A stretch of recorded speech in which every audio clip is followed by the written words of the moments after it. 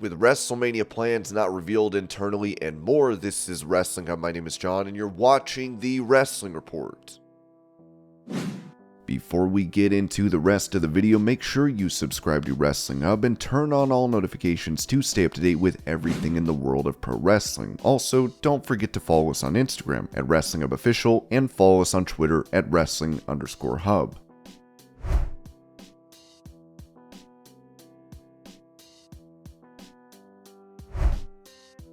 On WSI's James Romero, Heath Slater recalled the tour bus incident where Roman Reigns kicked Enzo Amore off the bus over an altercation, saying, "I did see Enzo and Curtis Axel get into a little scuffle on the bus. Enzo was blaring music. There was too many speakers going on. And I remember Hennig, man, when Hennig gets in a mood, he gets in a mood. And I remember him grabbing the speaker and tossing it up through the aisle. Then Enzo got mad and Joe literally was like, I shouldn't have done that. I'm gonna tell him I'm sorry." Joe goes up there to apologize, and I think Enzo thought he was going to fight. Next thing you know, I think Enzo swung, then Joe swung, and they're all in the chair fighting. We all had to pull them off. It happens though, little scuffles do happen.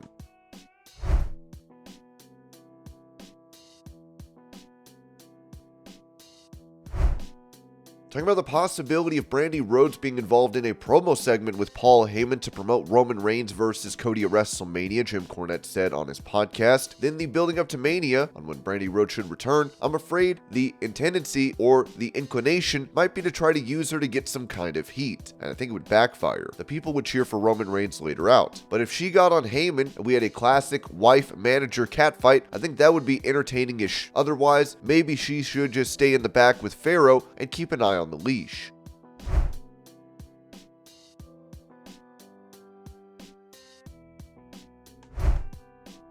Speaking to TMZ Sports about The Rock's daughter Ava Raine and her NXT debut, Tamina Snuka said, "Man, that girl, I have known her since Danny was pregnant with her. That's how long I've known Simone. This is how it is. This girl, she has been there at every single, bro, I don't know if you remember this, but her and Ant will be at front row behind commentators and everything. This is how it works. They're at every single show. This girl has been there through her whole life. Now to see her come and debut, I was with my aunt at the time, and we were watching here in LA, and when we watched her debut, I mean, we just flipped. That's something different, brother. When you have your niece who has been there watching your career and you're seeing this girl grow up and be the woman that she is today, you can't help but be so totally proud of her. My girls are my everything. Simone, I have that relationship with her, and I look at her as like a daughter to me too in that way. It was awesome. She was great. She did amazing. You cannot be more proud of a family member in that way. You just get proud. You just get really, really proud.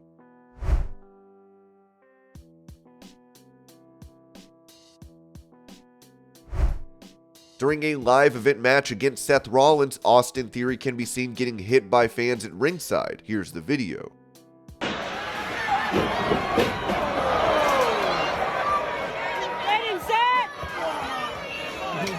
Oh, man.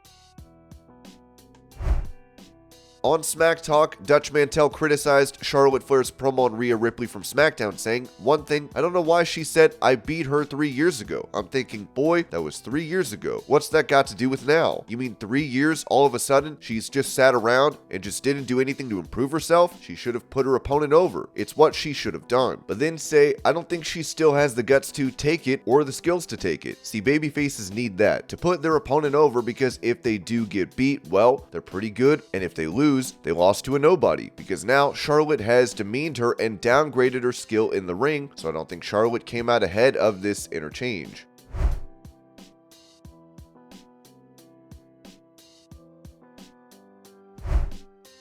Speaking of Wrestling Inc., Brian Gewirtz talked about Vince McMahon's character on Young Rock, confirming the real-life aspects of the WWE chairman. As you know, it's a Friday night family comedy at 8:30. The way Adam Ray portrays Vince, it's a version of Vince that is peculiar, eccentric, sort of a mad genius, and perfectly fits within the world of Young Rock. We didn't really feel a need to change it because, first of all, none of the current stuff is taking place in the era that we're showing, which is the Attitude Era. Sometimes the 80s, sometimes late 90s. Also, Vince, his character is not extraordinarily prominent on the show. He comes in and out, and Adam plays him perfectly. Very, very, very funny in some cases, very accurate. I know I've taken specific conversations I've had with Vince and have gotten it into the script to perform, especially Vince's love of someone stepping in dog crap. That's well documented. Adam and Yuli had a great, mostly improv back and forth about it. So no, it wasn't. We discussed it for a little bit, but felt like we could continue and stay the course with the show.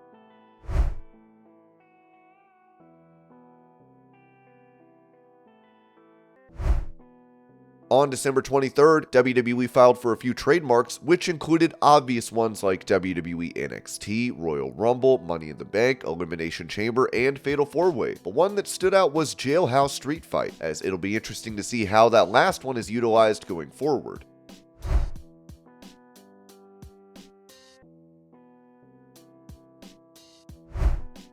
Despite critiquing his curb stomp to Seth Rollins at Elimination Chamber, former WWE writer Freddie Prinze Jr. thinks Logan Paul will have a great performance at WrestleMania, saying on his podcast, "Now I'm gonna say the bad before the good. That was one of the worst curb stomps I've ever seen. Paul's a better heel when he thinks he's a babyface than when he tries to be a heel. This time, he was trying to be a heel, and it didn't come off that believable. I'll bet you this, Seth Rollins and Logan Paul will tear the freaking house down. I can't believe I'm saying that, but I know they're gonna."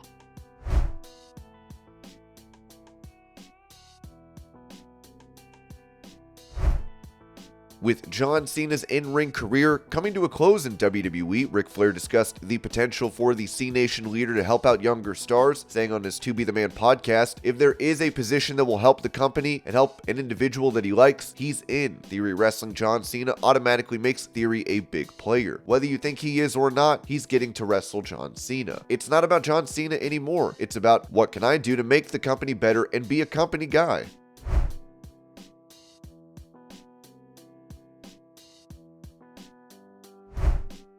At a recent live event, Cody Rhodes had an interaction with the OC after their six-man tag victory over Judgment Day. But it doesn't change what's in here. Guys, I'm just like everybody else. I still want to be part of the club.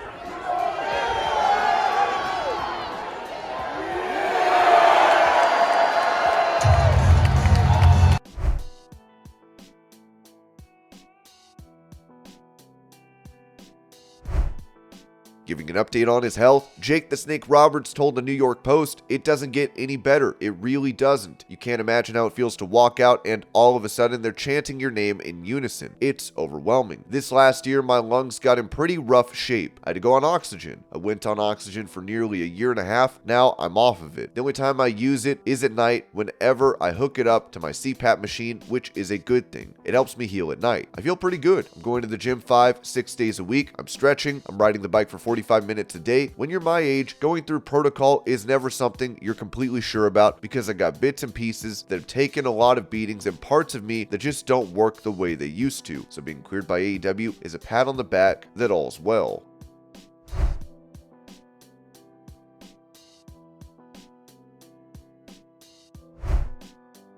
As Kenny Omega's AEW contract is expected to run out this year, the former champion and EVP's drawing ability was called into question when it comes to WWE being interested in signing him. As Jim Cornette said on his podcast, well, I agree because what is he now, 37, 38? He is now older than Ricky Morton and Robert Gibson when I brought them to Smoky Mountain Wrestling. Well, 39, there you go. So he is a 40-year-old guy. He has got no proven record in his only competition of drawing any ratings, if quite the opposite. They are aware that he is prickly personality and he is in it for his art. I've said it before, if they made an offer for him, it would be so the other guys wouldn't have him just to disrupt them, and it's a minute expense on the WWE's part, but also two things would happen. They would think he is a complete imbecile or lunatic with the way that he thinks and talks and acts and view things, or conversely, they would give him a nervous breakdown with the way that the WWE thinks, acts, and talks about things.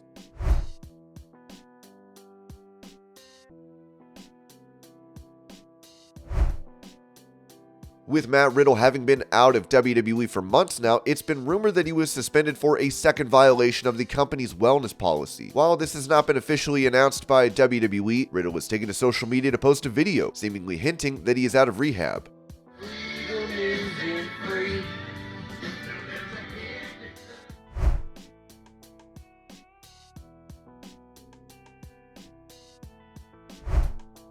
While the second night of WrestleMania 39 will see Cody Rhodes challenge Roman Reigns for the undisputed title, Ringside News said, "We've seen a report going around about WWE making a decision about WrestleMania Night 1's main event. We can confirm that no decision has been shared internally, although Triple H has made that decision. At this time, nothing can be confirmed. There's been talk of the main event for Night 1 being the Usos versus Sami Zayn and Kevin Owens, or a women's title bout such as Charlotte Flair versus Rhea Ripley or Asuka versus Bianca Belair."